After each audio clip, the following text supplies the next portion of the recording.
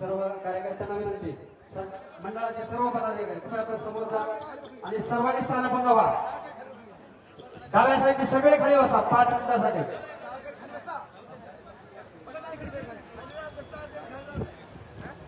सगळ्यांना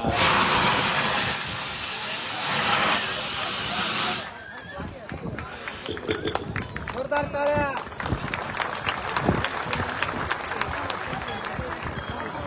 सगळ्यांना रामकृष्ण आहे. आपल्या कोरपीनगरच्या अखंड हरिनाम सप्ताहाच्या निमित्तानं आपले सगळ्यांचे गुरु महंत परमपूज्य शिवाजी बाबाजी यांच्याही चरणी नतमस्तक होतो. मलाही योगाला आणि तुम्हालाही योगाला सगळ्यांना कोरपीनगरच्या या भव्य दिव्य अखंड हरिनाम सप्ताहाच्या निमित्तानं आपल्याला सगळ्यांना आपल्या बाबाजींचं दर्शन झालं. आपल्या गावकऱ्याने सांगितल्याप्रमाणे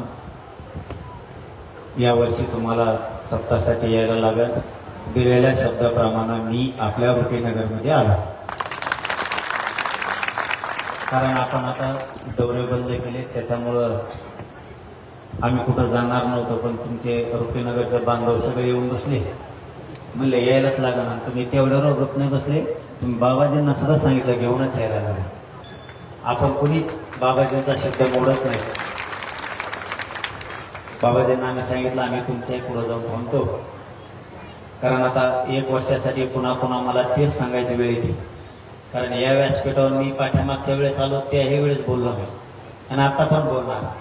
कारण हे पवित्र व्यासपीठ आहे, इथं एका जाती धर्माचं कोणी बोलायचंच नाही. एवढीच एक पवित्र जागा आहे. आता वारकरी संप्रदायाचे तिथं जातीवाद होत नाही.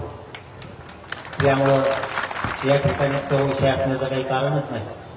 पण 1 वर्ष जर मला सगळ्यांनी सवड दिली तर तुमच्याच अडीअडचणीसाठी आपण एक सहकार्य म्हणून एक यंत्रणा राज्यभर उभा करतोय. म्हणजे महाराष्ट्रातल्या कानाकोपऱ्यात आपल्या लेकराबाळाला कुठेही अडचण आली तरी मदतीला ताबडतोब 15 मिनिटात माणसं उभं राहतील. यामुळं बंद केले होते. परंतु आता तुम्हाला दिलेल्या शब्दाप्रमाणे मी आता आलोय. पुढच्या वेळेस आता 1 वर्षासाठी मला सगळेजण मिळून सोड द्या.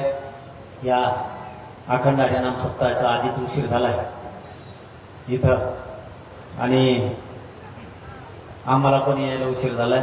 आता कीर्तनात व्यत्यय नको म्हणून आता सगळेजण कीर्तन ऐका.